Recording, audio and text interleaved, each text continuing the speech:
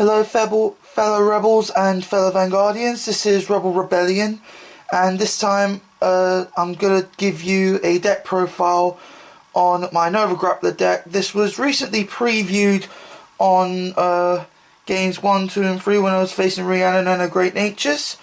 I'd like to show you how I used it. Basically, you got the starter of the deck, which is Extreme Battler Rumble. It's a forerunner where you ride another Nova Grappler. Obviously it gets moved back, but the Generation Break 1 skill is what I used in my recent terms of victory. It's Generation Break 1, when one of your other units in the same column as this unit stands, you stand it.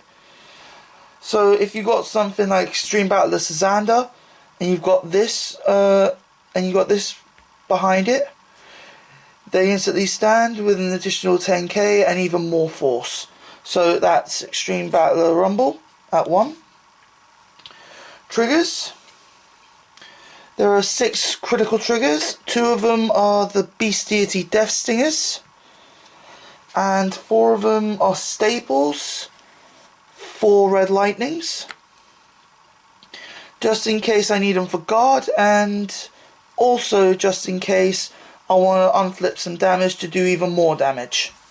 So that's 6 crit triggers.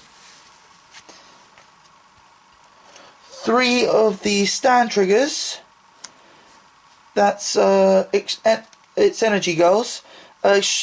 Generation Break 1, at the end of the battle that it boosted, I can return it back to the deck to stand another unit.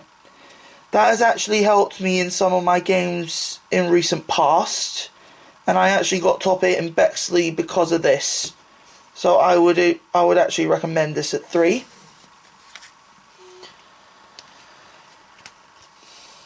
Obviously you can't go wrong with 4 heal triggers. Any preference will do. I just decided to go with Reagan Bogan because that was the only heal trigger I actually had on me at the time. And also I'm going to be running 3 draw triggers. That's actually helped me with hand advantage, and it's actually got me the cards I need for my finishing combo. So at this stage I actually use Shanae Rogan. You can use any draw triggers, but for me I think I'd rather stick to the theme of robots.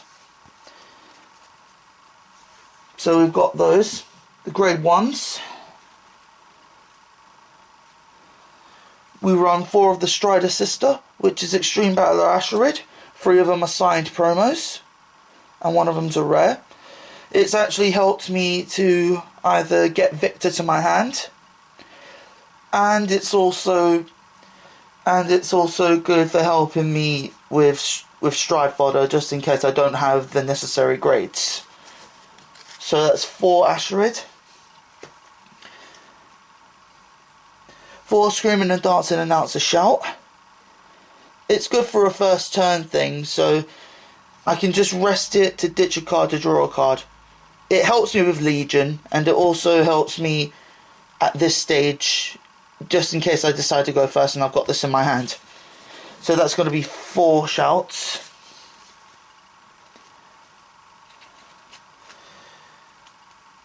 Obviously, 4 of the new Perfect Guards, Lady Cyclones. Basically, if I Perfect Guard with this and I've got another copy, I inflict 1 damage, just so I can use the Counterblast to do some more damage. Highly recommended at 4.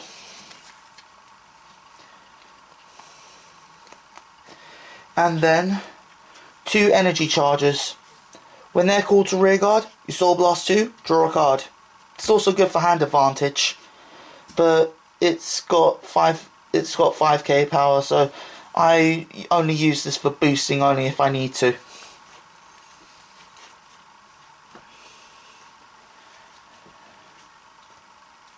Grade 2s. I run 3 of the Ultimate Riser Dual Flares. They're there because I actually do run the Legion in the deck, but I haven't actually had a chance to use the Legion as of late. But they're there just for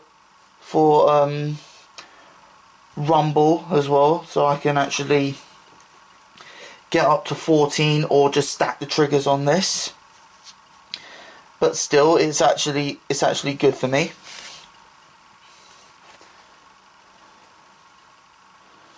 One of two MVPs that I run in the deck is for Cool Hank.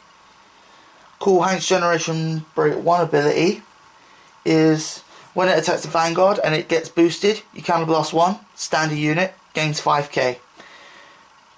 This actually combos with the first MVP of the deck, but it's actually a critical card that is used for my standing frenzy combo. So 4 Cool Hanks. And now the avatar of the deck, Extreme Battler Xander. Generation Break 1. When this unit stands from an effect of a card, it gains 5,000 power. So you attack with it, it stands again, but with even more power, so it becomes a 14k swinger. But the ability stacks on, which is my favourite card of the deck. Just only.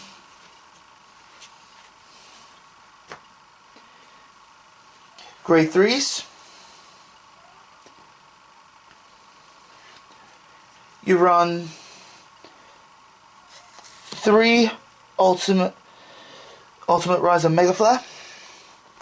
Obviously, I said before that I run the Legion. Right?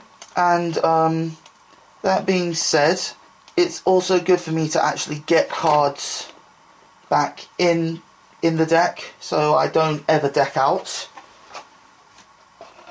and so on and so forth.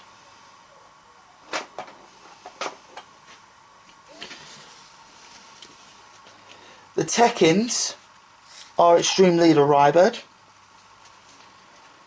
Basically, Generation Break 1, you can counterblast, standard unit, and it gains an additional 5k. But when you stride over this, the stride unit gains 5k. Now, I have only used this once, but apparently the Generation Break 1 skill is a counterblast, so I haven't managed to use the counterblast because I will tell you why as soon as. Well, the third MVP of the deck and the main grade 3 is Extreme Battler Victor. One of them is an SP. Now, this is the card that's actually won me most of my games when I strode over him, because his Generation Break 2 ability is when he attacks, this card gains 5,000, and the standing unit gains 5,000 when you stand it. So, no, when you stand the rear guard, but you don't stand this guard. Either way, its on stride ability is counterblast 1. When you stride over it and your Vanguard attacks, you choose a unit, stand it, gains 5k just for a counterblast. Like I said, this has won me most of the games, and it's part of the standing frenzy combo, like I just mentioned. So yeah, that's all then. For the G units, obviously I run 2 Blizzard, because obviously if I wanted to go to Generation Break 2 with Victor, all I have to do is just stride over this, flip over and counterblast, flip over a copy of anything, and then obviously I get Generation Break 2 ready for next turn. So that's 2 Blizzard. 2 Meteor Kaiser Vic 10s. This is obviously my first, what I stride into first. And obviously when the attack hits, I get to stand a unit for free and give it 5k. People fear this card the most when I play, because obviously they don't want me to hit, but if I actually boost it with the stand trigger, I stand anyway. But when I stride it over Victor and I stand Cool Hank, obviously I'm going to be standing no matter what. Then the card that I obviously run 4 of in my G zone is Meteor Kaiser Victor Plasma.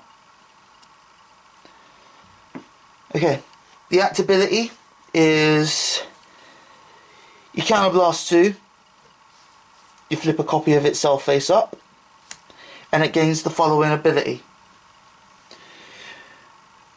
If the number of cards in your G zone is 2 or more, right?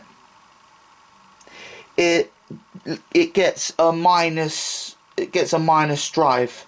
So obviously you're going to be attacking this with twin drive, but the benefit of this is after you've attacked with it, you can discard 2 cards to restand it.